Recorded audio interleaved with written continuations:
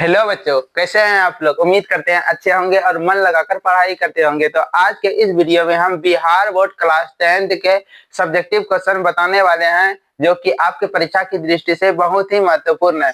तो वीडियो को स्टार्ट करते हैं। तो क्वेश्चन नंबर 1 दिया हुआ है, अवतल दर्पण के उपयोग को लिखा है। अवतल दर्पण का उपयोग कहाँ कहाँ पर होता है वही लिखना है। अवतल दर्पण का उपयोग, तो सबसे पहला उपयोग यानी कि दाढ़ी बनाने में अवतल दर्पण का उपयोग किया जाएगा।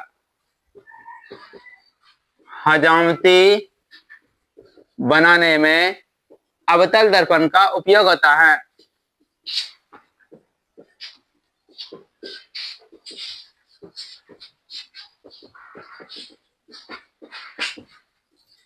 दाढ़ी बनाने में अवतल दर्पण का उपयोग किया जाएगा। उसके बाद लिखेंगे, रोगियों के नाक, कान, गले आदि की जांच के लिए डॉक्टर अवतल दर्पण का उपयोग करते हैं।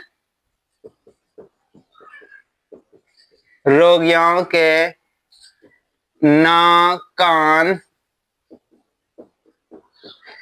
गले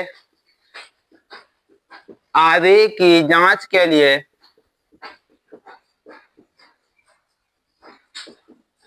डॉक्टर अवतल दर्पण का उपयोग करते हैं।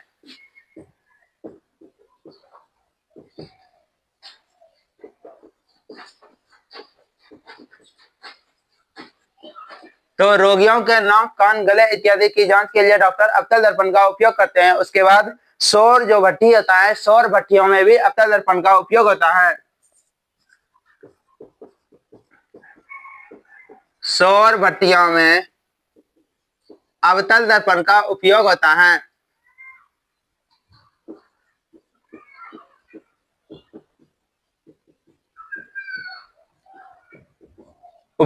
है। तो ये 3 गो अवतल दर्पण का उपयोग हुआ, यानी कि हजामती दाढ़ी बनाने में अवतल दर्पण का उपयोग किया जाएगा। रोगियों के नाक, कान, गले इत्यादि की जांच के लिए डॉक्टर अवतल दर्पण का उपयोग करते हैं और सौर भट्टियों में अवतल दर्पण का उपयोग किया जाता है।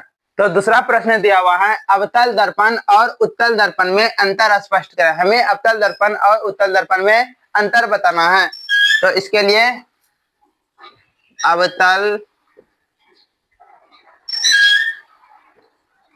दर्पण और लिखेंगे उत्तल दर्पण। तो अवतल दर्पण और उत्तल दर्पण में हमें अंतर बताना है। तो अवतल दर्पण का परावर्तक सतह अंदर की ओर धंसा हुआ रहता है।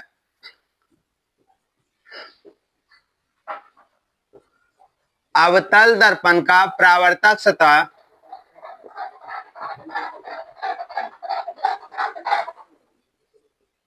अंदर की ओर धंसा हुआ रहता है।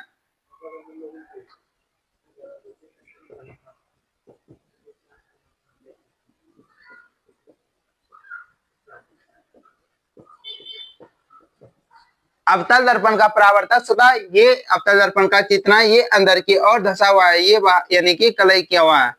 तो अवतल दर्पण का परावर्तक सतह अंदर की ओर धंसा हुआ रहता है और उत्तल दर्पण का परावर्तक सतह बाहर की ओर उभरा हुआ रहता है। उत्तल दर्पण का परावर्तक सतह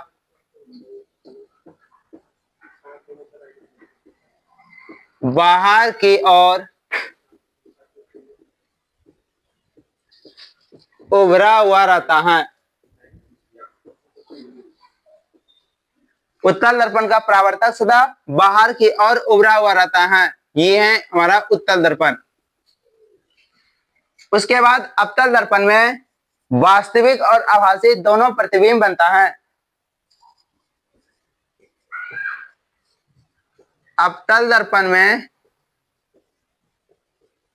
वास्तविक और आभासी दोनों प्रतिबिंब बनता है।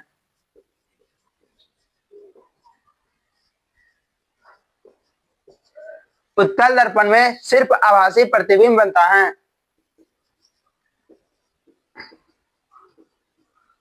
उत्तल दर्पण में सिर्फ आभासी प्रतिबिंब बनता है।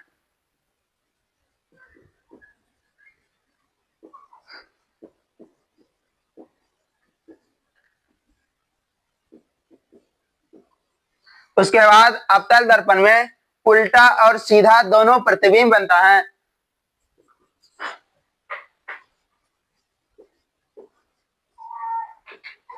अवतल दर्पण में उल्टा और सीधा दोनों प्रतिबिंब बनता है।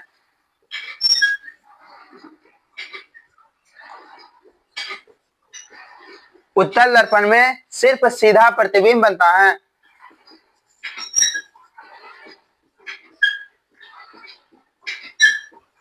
उत्तल दर्पण में सिर्फ सीधा प्रतिबिंब बनता है।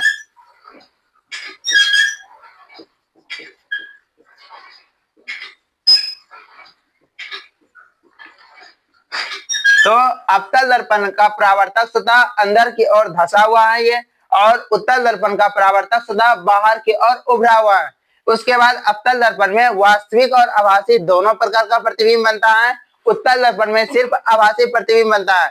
अवतल दर्पण में उल्टा और सीधा दोनों प्रतिबिंब बनता है। और उत्तल दर्पण। अगला प्रश्न दिया हुआ है, आवर्धन किसे कहते हैं? हमें आवर्धन का परिभाषा लिखना है।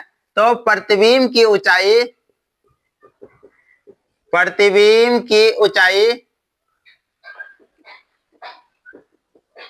तथा वस्तु की ऊंचाई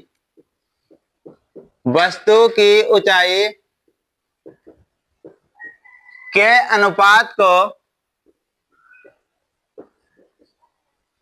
अनुपात को आवर्धन कहते हैं।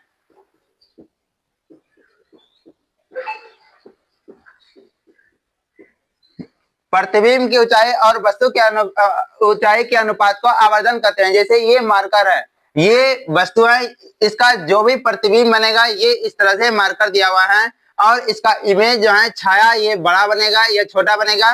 तो ये मार्कर है और इसकी छाया है। तो प्रतिबिंब ये हुआ प्रतिबिंब, ये हुआ वस्तु, और प्रतिबिंब की ऊंचाई और वस्तु की ऊंचाई के अनुपात को आवर्धन कहेंगे। इसे छोटी एम के द्वारा व्यक्त किया जाता है।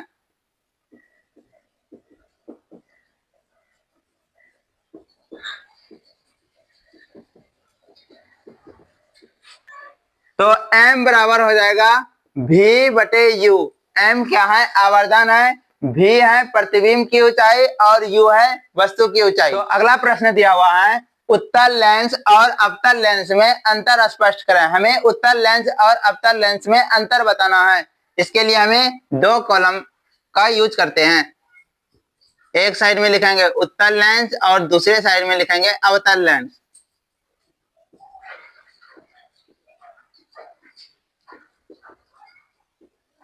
तो उत्तल लेंस क्या होता है? उत्तल लेंस किनारों की अपेक्षा बीच में मोटा होता है।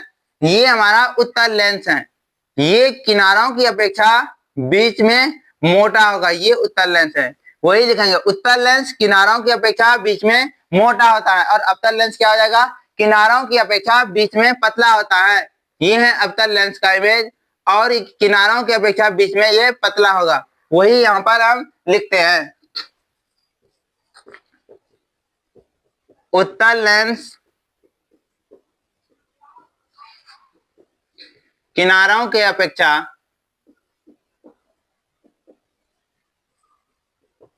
बीच में मोटा होता है।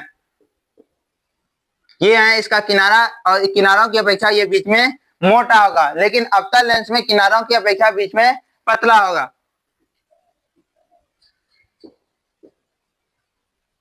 अवतल लेंस किनारों की अपेक्षा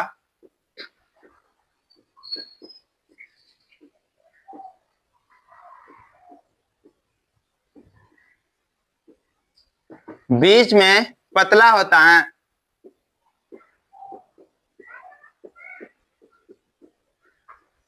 उत्तल लेंस किनारों की अपेक्षा बीच में मोटा होता है, और अवतल लेंस किनारों की अपेक्षा बीच में पतला होता है। उत्तल लेंस को अभिसारी लेंस के नाम से भी जाना जाता है। इसे अभिसारी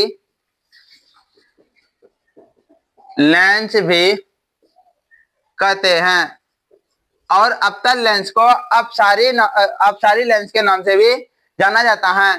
तो लिखेंगे इसे अपसारी लेंस भी कहते हैं। और तीसरे में लिखेंगे इसकी फोकस दूरी जो होती है पॉजिटिव होती है और अवतल लेंस की फोकस दूरी निगेटिव होती है। तो लिखेंगे इसे इसकी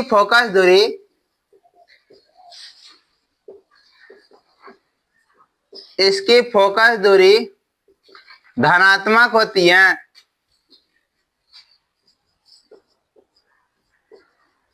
और इसकी फोकस दूरी ऋणात्मक होती है।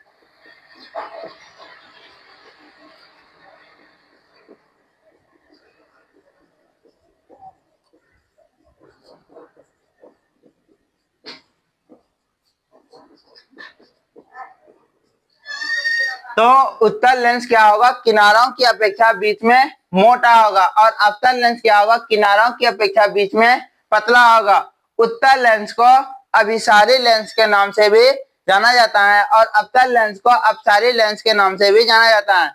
उत्तल लेंस की फोकस दूरी धनात्मक होती है और अवतल लेंस की फोकस दूरी ऋणात्मक होती है। तो अगला प्रश्न दिया हुआ है, उत्तल लेंस को अभिसारी लेंस कहते हैं क्यों? हमें बताना है कि उत्तल लेंस को अभिसारी लेंस के यानी कि क्यों कहा जाता है। तो उत्तल लेंस द्वारा आते हुए प्रकाश के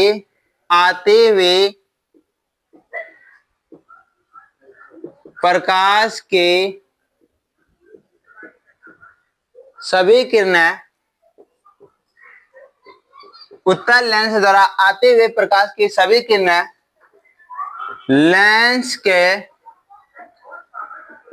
एक ही बिंदु पर आकर मिलती हैं।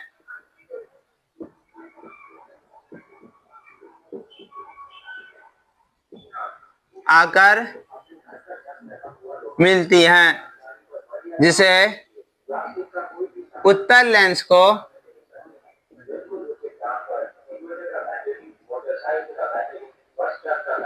अभिसारी लेंस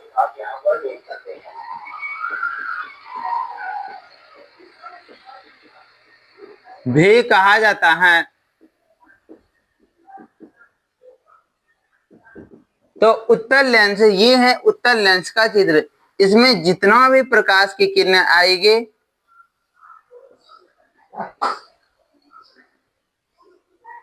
तो जितना भी प्रकाश की किरणें आती हुई हैं लेंस से एक ही बिंदु पर ये आकर के मिलती हैं।